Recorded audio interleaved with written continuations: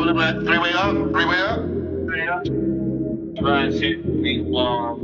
3, 4, 2 to go hurt. Was on a tangent, being managed out here without a heart. But this girl changed me, can't explain it. Really don't know where to start. Love it, love it, love it, oh. Love it, love it, then love it like a dog. Damn, she got that dough.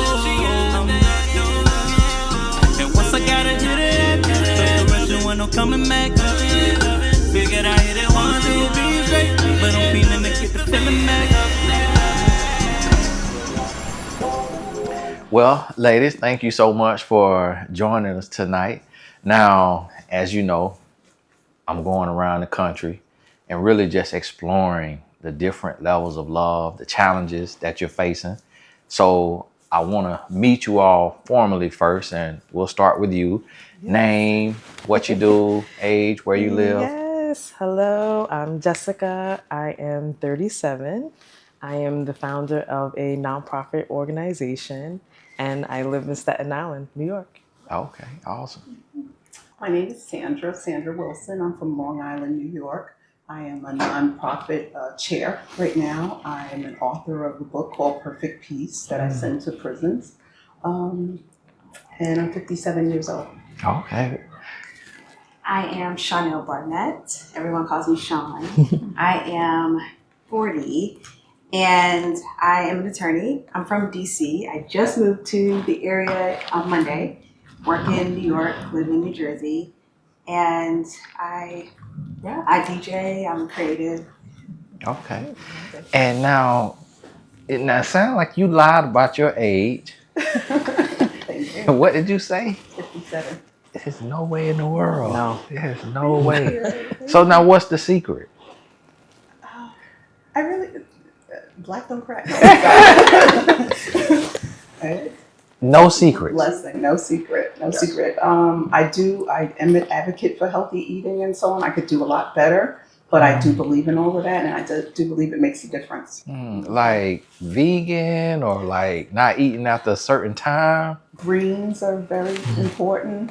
You could do a 15-hour fast, which is 12 hours of you're already sleeping, just another 3 hours before you eat anything. It also helps stop cancer, or not totally, but it helps in that.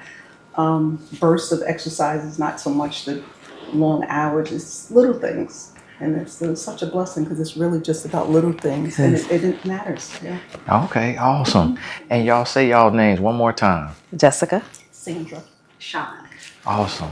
Jessica, Sandra, Sean. Now, I want to learn y'all's relationship journey. So we'll start with you, Sean. Are you currently single? And how long have you been single? I am currently single. I'm divorced in 2021. I got married in 2015 in the DMV area. Was married engaged 2015, married 2016. So I was married for about 5 years. So I guess I can stop saying recently divorced. I was saying that so long, I don't think it's recently anymore. But yeah, I've just been on this journey that I don't really know how to navigate being a divorcee. And so... And how long has it been? It's been like 4 years. Okay. So, and then now moving to the New York, New Jersey area, I am fresh to the dating scene here. Do you feel healed? I do. And part of my healing journey was moving and leaving DC.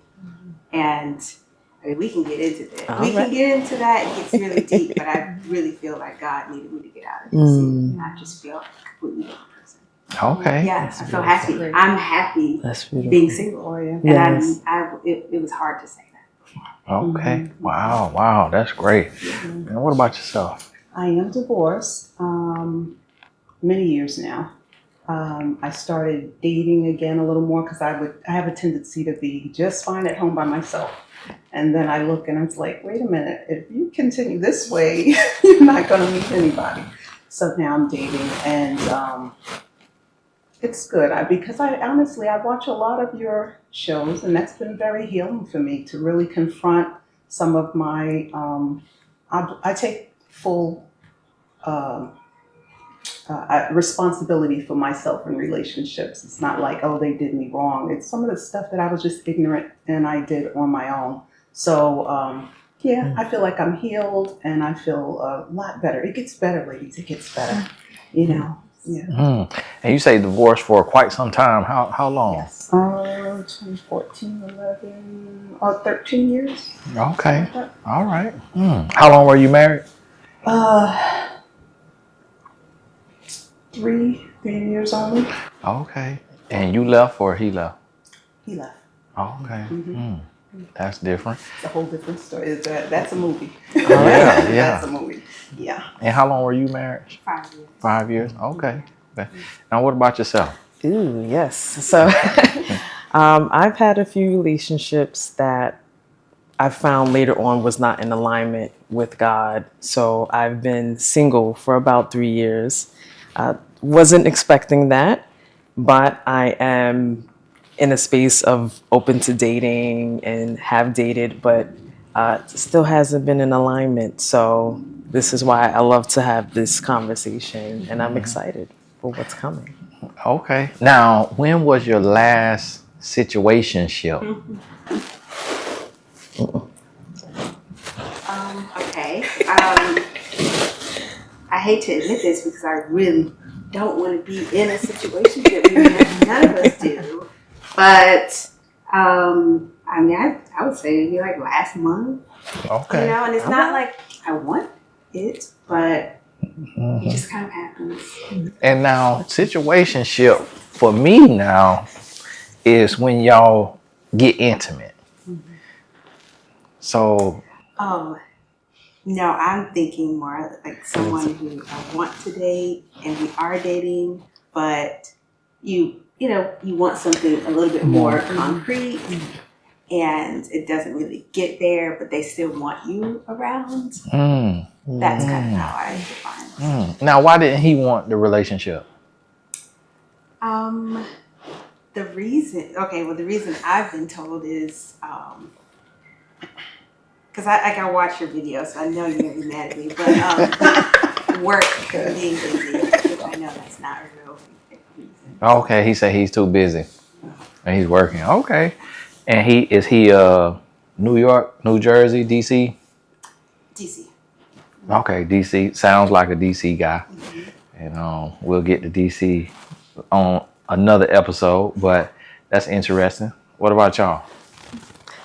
No situationship here, but the last incident was really a 2-year relationship. And after a certain amount of time, I had the revelation that the verbal was not aligning with the actual action. So someone could say they want to marry you, but if the proof is not there, it's not there. So I had to make my exit.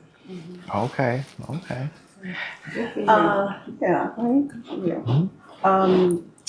August ended the last situationship I was in, and I'm not proud of that.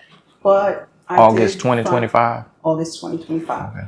And I did say, enough is enough, and I shouldn't have probably been in it anyway.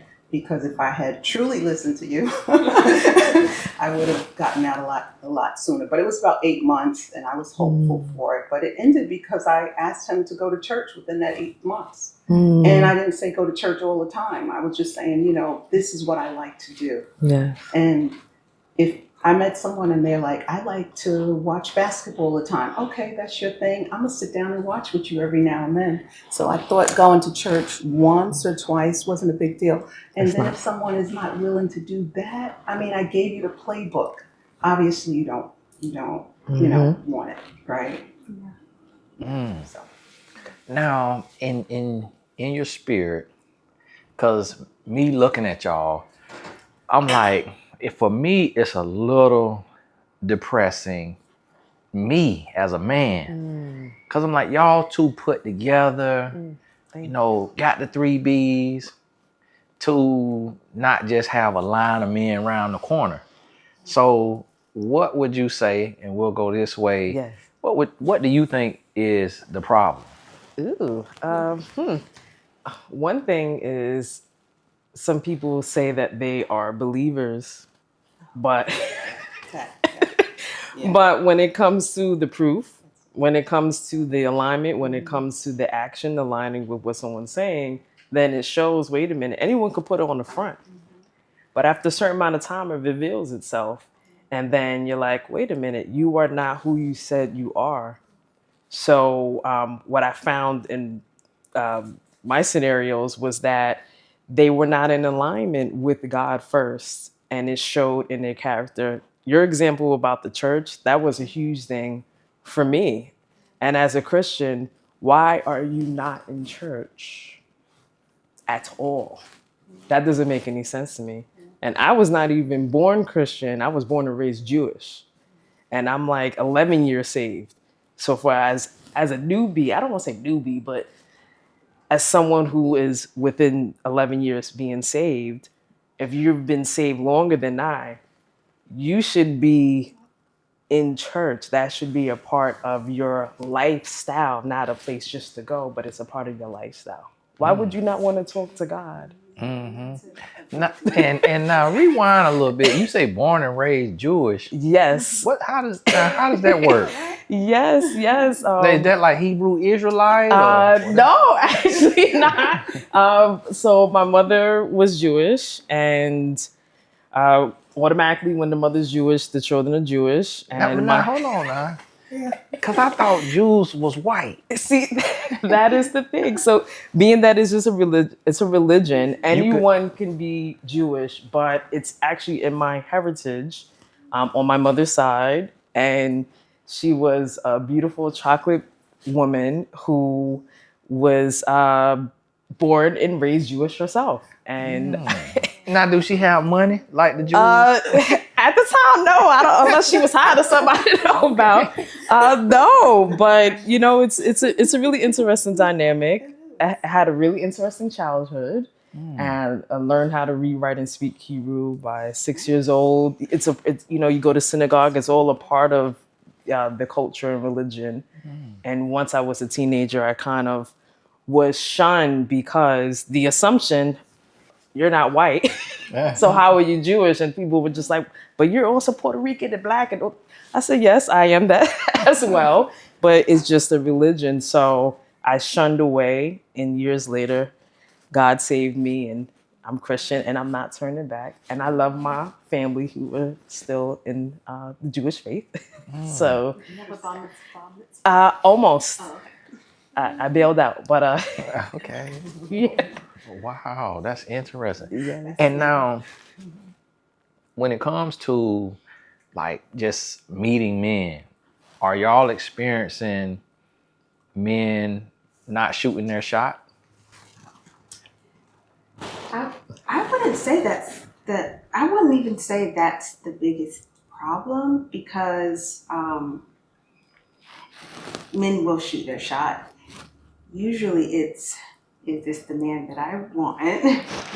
You know, is this the quality man that I want? And then the religion thing, it's a big deal. That you know, I ask that question up front, and then it's always, you know, I'm spiritual, but I don't really, you know, I'm like, man, if I believe in the word, and the word says be equally yoked, am I supposed to bend? What do I do? And so I just had a conversation with the guy I met on an app last night about that. And he said, oh, I'm spiritual. And I'm like, okay, what am I supposed to do? Everything else checked. So that to answer your question more direct, I would say that, you know, I get approached, and it just always turns out to be something that isn't aligned with what I want. Now this religion thing is upsetting me to hear this. Now, are all three of y'all Christian? Yes. So you're Christian. So you want a Christian man, Yes. not a spiritual man, not a Hebrew Israelite, not a Muslim, not a Jew. You Christian. Yes.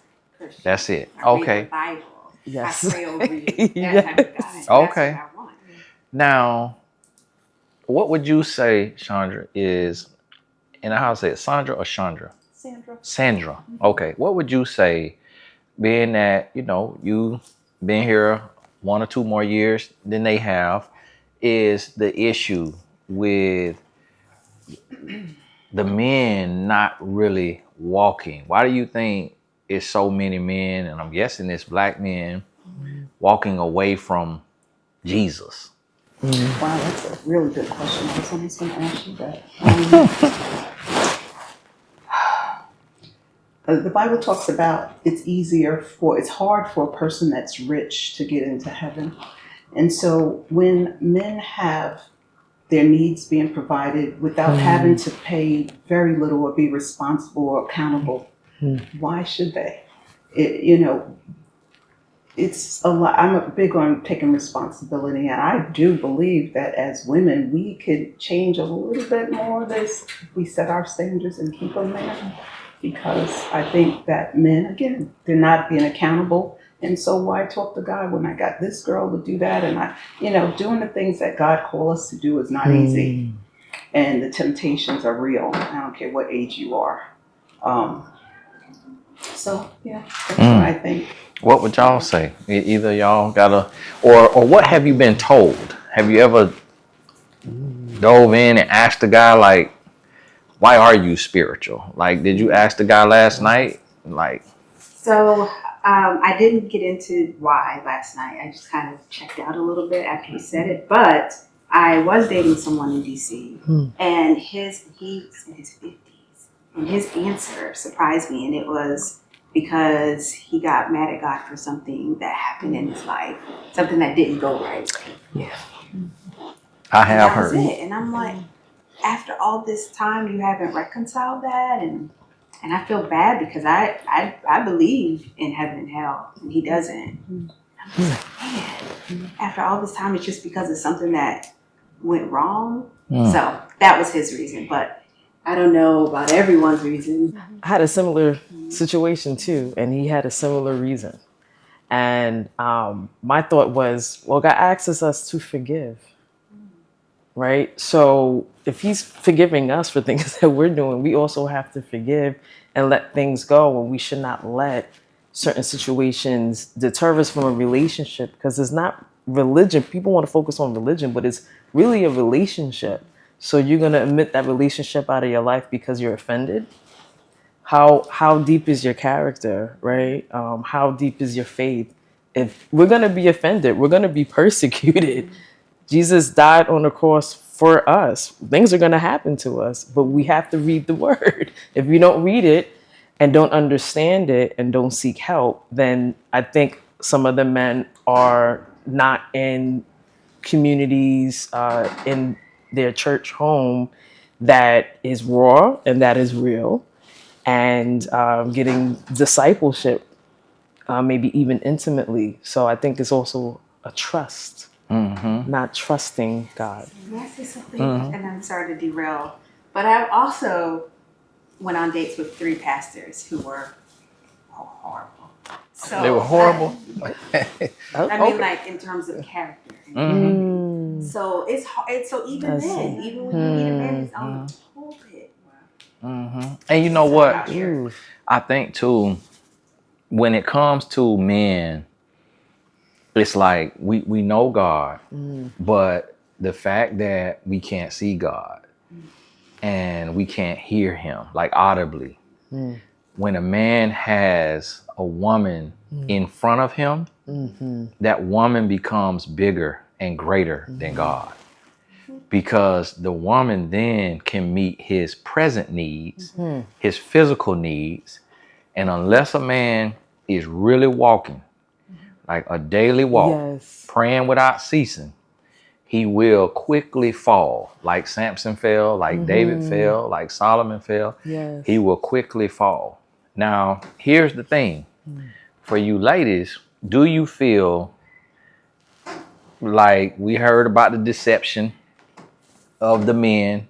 I was looking at this Danish deception thing. Is there a man that can take you off of your walk and your focus with a certain height, a certain look, a certain income? It can happen. You have to be strong. But yes, it can happen. Because we're human and we're flesh and we're weak. So a yes for you. What about for you? Do you think it's a man that could take you off your walk? I would like to think I'm stronger. However, I just was in an 8 month situation. Y'all were intimate? We were. Okay. So, but I learned from that. I learned a couple of things from that. So I really feel like as you're getting older, as long as you learn to do better the next time. Mm-hmm. So I'm never going to say, no, it can't happen. I'm going to tell you that when God provides that way of escape to take it, maybe this is the time to say, I knew a lady when I was growing up who was sick. And she told me, God told me to leave this man alone. And she didn't listen. And she died from AIDS because he had AIDS. So we have to be very serious about our lives. This relationships, and we as women, we receive from the man so much. It's a serious thing for me. What about you? Oh, it happened to me. I did a backslide. I did a moonwalk back. And I sure did. And it almost cost me my life. It's because the devil puts things in front of you, the counterfeit, the Ishmael before Isaac, right? And it looks just like and sounds just like what you even feel God told you in your spirit, who your husband will be, who your partner will be. But then when you enter into that covenant of sin, it feels good at the moment, but what it does is that there's a slow death that happens. And boy, this was a few years ago. I'm feeling it now from years later, and I still have to repent sometimes because I said, God, I didn't listen. You warned me, showed me. He swooped me out after I did the moonwalk. But it is, anyone can fall. But we have to listen when he gives us ways of escape. As women, we are the receivers. If we set that standard higher and really take hold of what he said, who we are, our identity in Christ, we're not going to fall for nothing. But when we have that little bit of enticement, that's when you're like, oh, well, God, he said oh, yeah, maybe, No, you can't have the milk before purchasing the cow. But it's worth, I'm sorry. No, go ahead. And it's worth it. It really is worth it. It might say boring or lame to anyone that might be younger watching this, but it's worth it. I mean, when you really take the time to get into God and lay before him and just take some quiet time, turn off of that phone and what other people are doing, because it doesn't matter what they're doing. But if you spend that time, you get stronger, you get healthier. My life is so much better. It really is. And of course, I would like to have someone to share it with, but I'm not thirsty. I'm not desperate. You know what I'm saying? It's a good place to be. And you know what? One thing that I will say, and hearing y'all say this, it sounds like the same issue to where when you meet a man, and ironically, the counterfeit man talk, it actually comes from me from years ago. And what I call it is a distraction disguised as destiny, to where whenever you pray for what you want and you speak it, you envision it, just like we know there's good spirits, there's evil spirits, the devil got ears too. And so when you put it out there and it's in your mind and you looking for it, you always gonna see a carbon copy. It's always gonna be the cross right side up and the cross flipped upside down. And they look almost the same. Yes. And so when a man gets in front of you and he's saying all the right stuff, you all on your back. And here's what happens. And this isn't just a woman's fault, but, and a lot of times women don't realize this, women have more influence in a man's life than God on average. It is a very rare and special man who will be obedient to God before being obedient to a woman with her legs open. And the Bible has shown us that.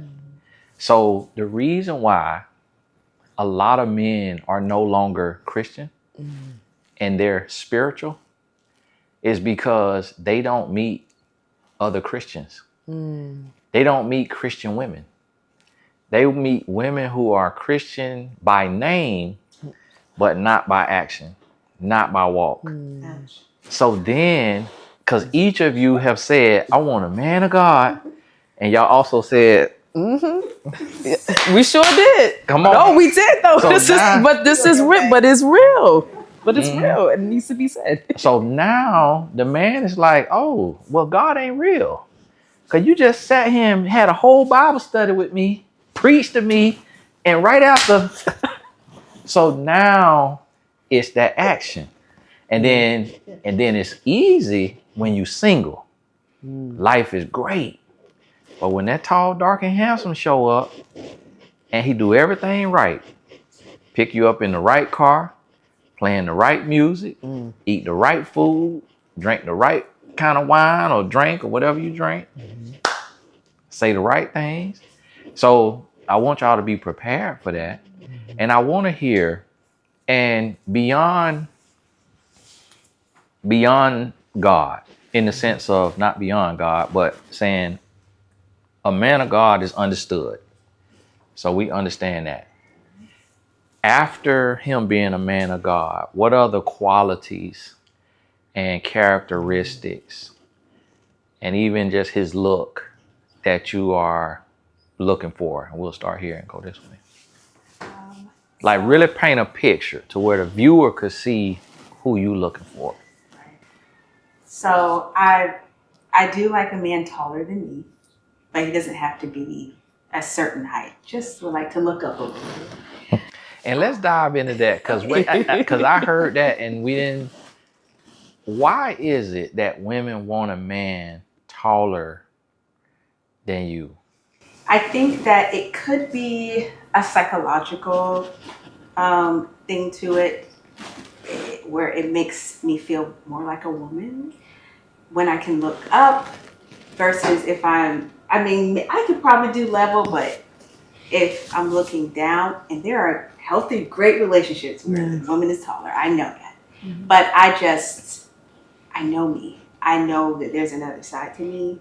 You know, I'm an A personality, I'm a lawyer.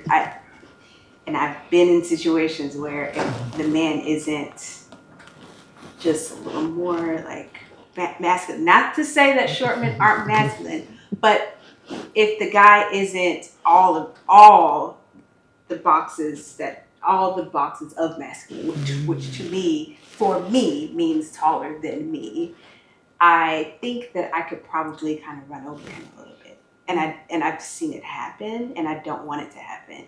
And so, Now let me ask you this: if he makes $1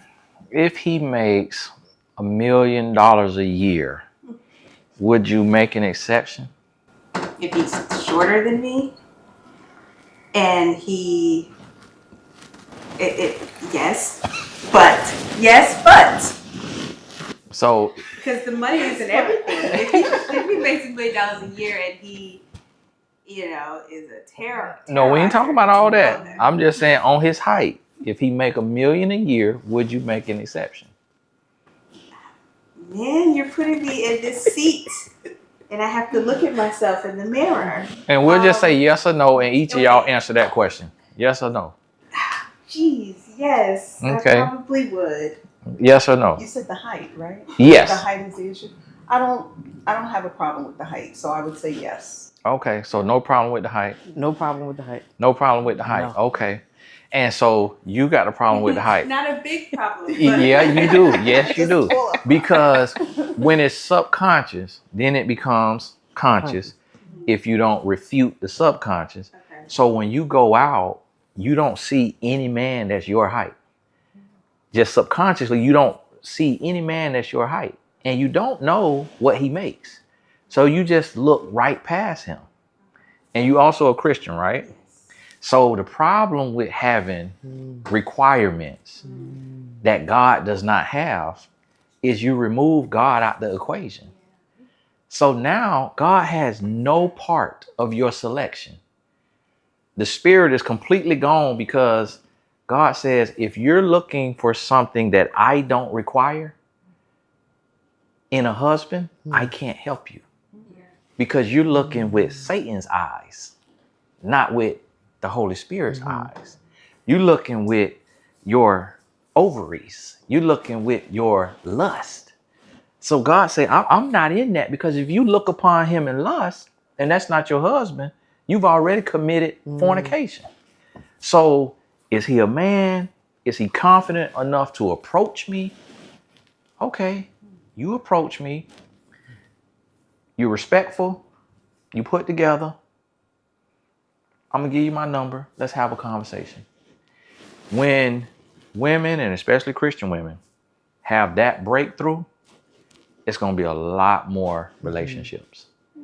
Because the first component of attraction, as it has been taught, of a relationship is attraction. That first component is attraction. So when you have those requirements that don't relate to the heart, you block 90% of your options over something that really does not matter. Because a lot of times, and the thing about it is just a trick of the enemy. So a man that might be tall here might be short somewhere else. And a man that might be short here might be tall somewhere else. And so now you get this tall guy and he's still insecure because he's short in other places. And then you get this shorter guy and he confident because he taller in other places. You see what I'm saying? And that's how life works. And it happens. Have you ever seen that? Ever experienced that? No, that's Okay. Yeah, we got to put that out there. We all grown. So give me, and you can keep the height in it, but run us through your list again, and then we'll go to y'all. okay. So you said keep the height, but I am going to start working on that. But yes, taller than me, in shape. I work out, so it's someone who at least tries to work out. I don't really have a lot of physical expectations other than that, the fit and the height. I want someone who's confident, who loves God, who prays, and who I would be confident knowing that he's going to pray for me, and someone who has some sort of education, and it doesn't have to be traditional, because he could have started a business and now he's doing his thing, but someone who is ambitious and driven, and also someone who just respects what I do and isn't mad at me because I have a law degree and I'm a lawyer, and someone who likes that. And there are a lot of men who get upset when they hear it and they automatically think that I'm something that I'm not. Anyway, but yeah, so someone who likes that I do what I do and who supports me, and funny, and kind. Okay. Yeah. Awesome. And I can work with anything else, I think. Okay. Johnny? I would like a man that I can be proud of. It's summed up in that. Someone that I can be proud of. Someone that I know when he walks down the street, he's not doing something that he has to hide. And I don't mean someone that's walked the perfect walk. We both walk different walks, and we're here now. But let's celebrate that. And let's enjoy, because I'm 57. It's by the grace of God I'm here, So I would like to enjoy the rest of my life with someone that has their own interests as well. I think, watching TV all day or whatever, that's not for me. I need someone, you got an interest, let's enjoy your interest, or let's think about what we can do, what kind of legacy we can leave for someone else. That's what gets me up in the morning. So someone that gets me and someone that I can pour into. I love and respect men. I respect that you guys have a different job, and men that really do what they came here to do, the sacrifices. They say a lot of the older men did it back then, but there's still men that are doing those sacrifices. Those things to me are a turn on. It's just a man I could be proud of. That's good. That's a good one. The first thing for me is a man who loves God, who has a relationship, not out of religion, for sure, who is honorable, respectful, who loves himself. That's a huge one. And also someone who has character integrity and who cares for himself holistically, as a full package, mentally. That is a big thing. Mental health. And you say height is not a thing No, for it's you? not a thing. No longer. Okay, used to be. Character Okay. is key. Yes. Now, what would be your message to the men of today? Ooh. Stay in alignment with God. That is number one. And be filled with the Holy Spirit, because that will take you wherever you need to go, and that will help you find your wife. Because three of us, we're right here, we're waiting. So I'm just saying. Yeah. Okay. Discernment what comes with that, being filled with the Holy Spirit. So Okay. What would be your To get healed. I think it's important for men to understand that we understand it's been rough. It's not a cakewalk for anybody, but there are women who need you to be healthy. Your children, your grandchildren, get back in the game. It's not over. And you can finish well. It's enough with Mother's Day being bigger than Father's Day. We need the men to step up, and we would appreciate that. So with God, get healed. What would you? I would encourage men to find their purpose and to focus on that. And then I believe that everything else will flow after that. And limit distractions like social media and other men's opinions about other women that they've never met. Just kind of eliminate all of that, focus on purpose, and then just focus on finding your woman, and then just live a good life. And I think that a lot of men will have just a happier existence if they try to do that, in my opinion. Okay.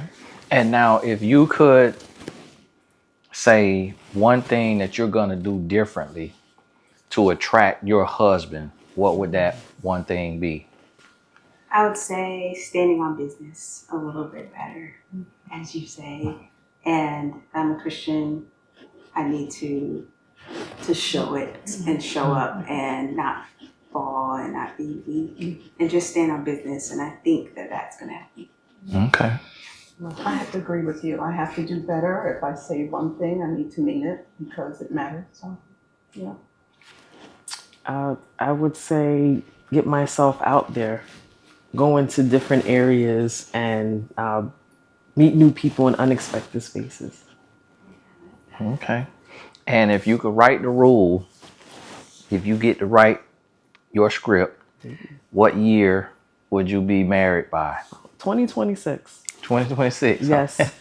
Okay. Okay. What about you? Let's see. Probably by the end of 2026, 2027. Okay. What about you? I would want to be married by, the end of 2026. Because that means I would meet someone soon, and then we'd have a short engagement, and then get married.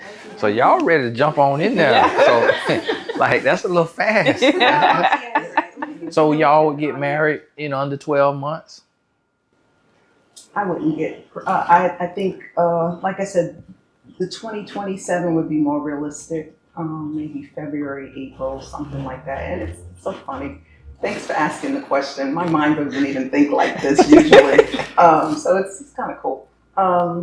Yeah, but not too fast because it does take time. I got to be honest. There's people out there, they can fool you for a little while. You got to know what they, especially as you get older. Some of these people have not done the work and they think you're a ticket to ride, and you're not doing that. So. Well, I will say this, y'all give me hope, because to be this ready, for love, that says a lot.